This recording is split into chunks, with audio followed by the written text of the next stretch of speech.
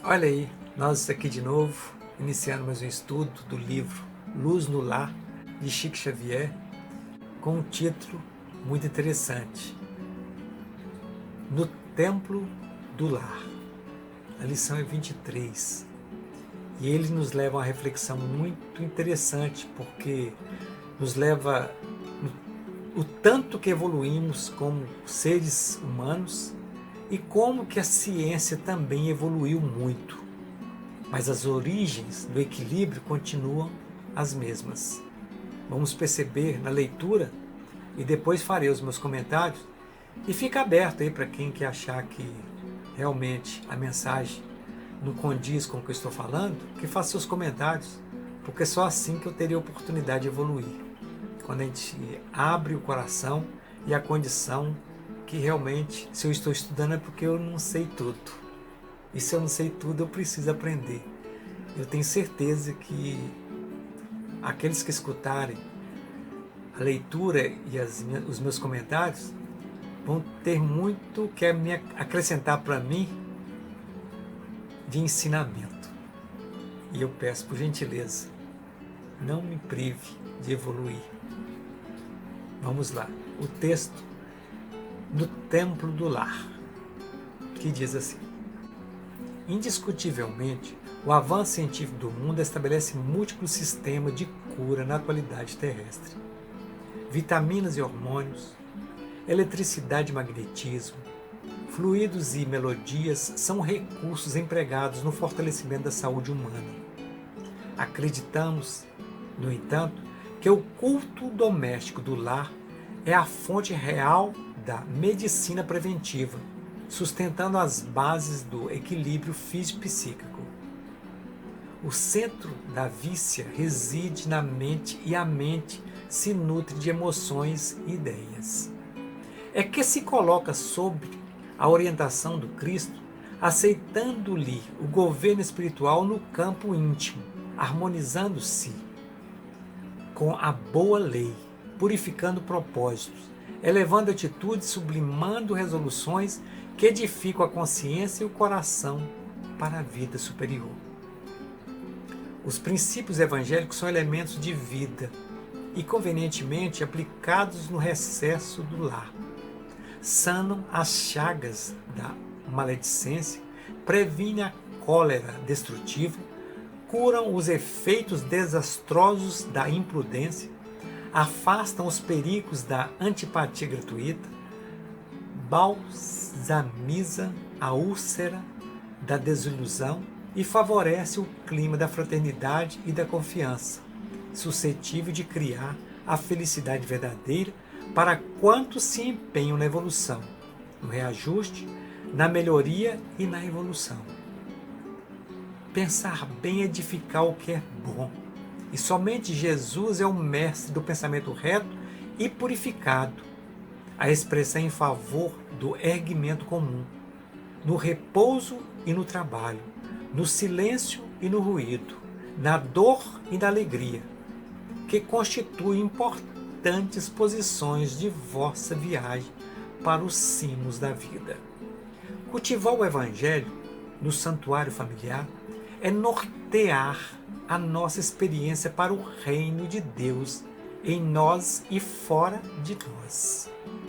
Criar semelhante serviço, pois, no domicílio de nossas almas, é simples dever, porquanto, pela palavra que ensina e ajuda, aprenderemos a abrir as portas do coração para que, na intimidade de nós mesmos, possamos sentir a divina presença de Jesus, nosso Mestre e Senhor.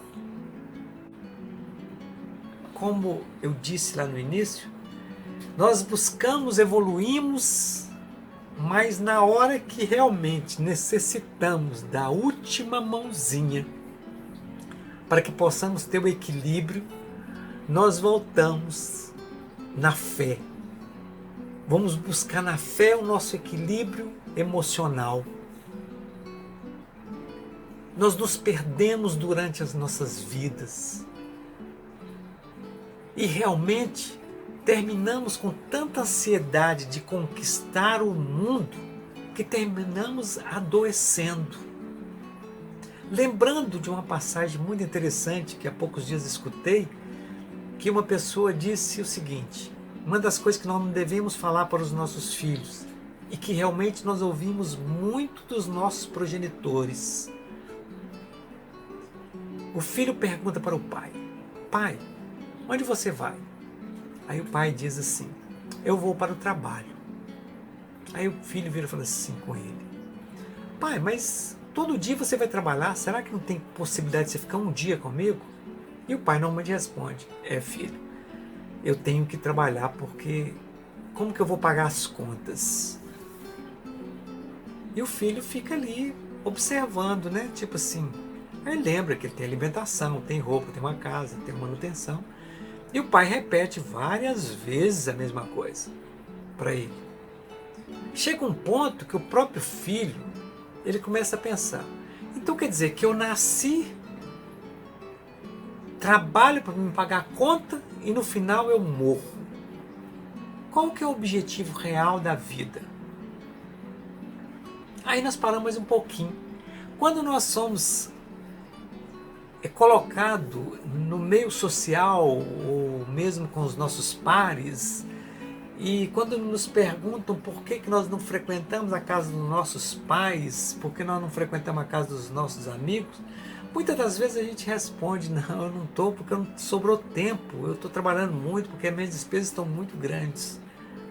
Aí vem a outra pergunta: quem que gerou os boletos para que você pague? Não foi você mesmo? Foi você que comprou? Foi você que buscou, às vezes tem uma condição acima do seu salário? Não fomos nós mesmos que criamos o débito para depois nós termos que trabalhar para pagar? Será que a vida realmente é simplesmente nascer, fazer conta, pagar conta e depois morrer? Será que nós não podemos tirar nada mais do que isto durante isso aí? Será que com toda a evolução da ciência, as curas das doenças, e nós continuamos morrendo do mesmo jeito e nós não paramos para pensar em ter um equilíbrio psicológico, espiritual e financeiro? Então nós nos perdemos. Aí vem uma lição ditada por Pio Ventania, que diz assim simplesmente: no templo do lar. Aí nós chegamos aqui no meio do texto e fala que o culto doméstico do Evangelho é a fonte real da medicina preventiva, sustentando as bases do equilíbrio físico-psíquico. Peraí, o que quer dizer isso? Acho que eu estou começando a entender. Então não adianta nada a gente ter um tantão de coisas materiais, ter um bom trabalho, mas não valorizar, porque nós vamos lá só para trabalhar, para a gente ganhar um dinheiro para pagar as contas. E nós esquecemos de cuidar da parte espiritual, que é o nosso equilíbrio, porque quando nós estamos tristes, que não temos nenhum amigo do lado, a gente termina se pegando em uma prece. Pelo menos aqueles que acreditam em um bem, em um ser superior, que nós entendemos seja Deus, o Criador do universo, o Criador da vida, que nós chamamos ele de Pai. Afinal de contas, Jesus nos ensinou, né? Pai nosso que estais no céu, santificado seja o vosso nome, aqui na terra como no céu. Então, como dizer, ele tem o poder lá no céu e aqui na terra. E nós acreditamos nisso, porque nós rezamos isso. Nós falamos o tempo todo sobre o Pai nosso que estais no céu.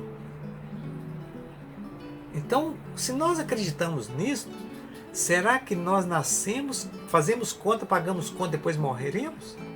E para onde nós iremos? E como que nós vamos cultivar realmente esse direito de voltar para a pátria espiritual e encontrar com o Pai Celestial? Se nós continuarmos com os mesmos comportamentos, com a mesma visão, sem mudar essa ideia, será que não seria melhor responder para o filho: ô filho, eu amo estar em casa, mas eu também tenho um trabalho que eu amo esse trabalho. Eu não trocaria nada pela sua companhia. Mas também eu tenho que ir ao trabalho, porque é uma parte social, é uma parte que nós temos que ter para que a gente tenha um equilíbrio familiar. E no seu tempo que você está em casa, quando você chega em casa, você dedicar um tempo para o seu filho. Um tempo para você mesmo. Um tempo para o seu par.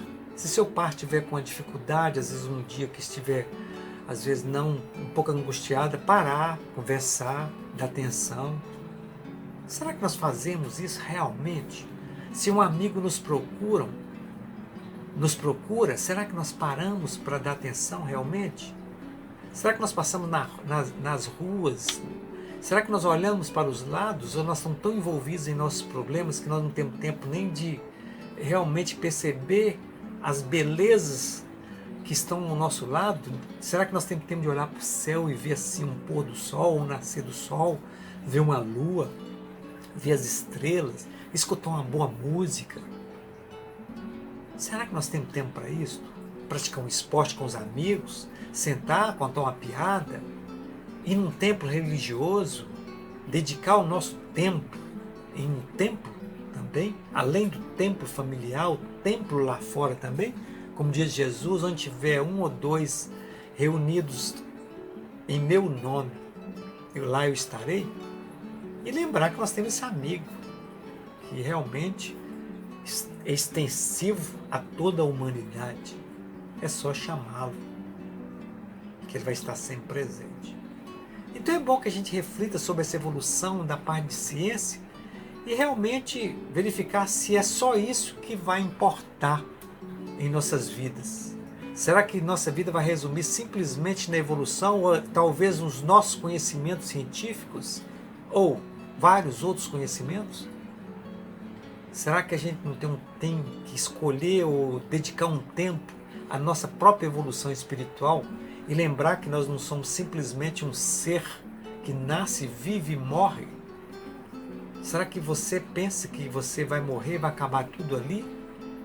Qual a validade então da vida ser desse jeito?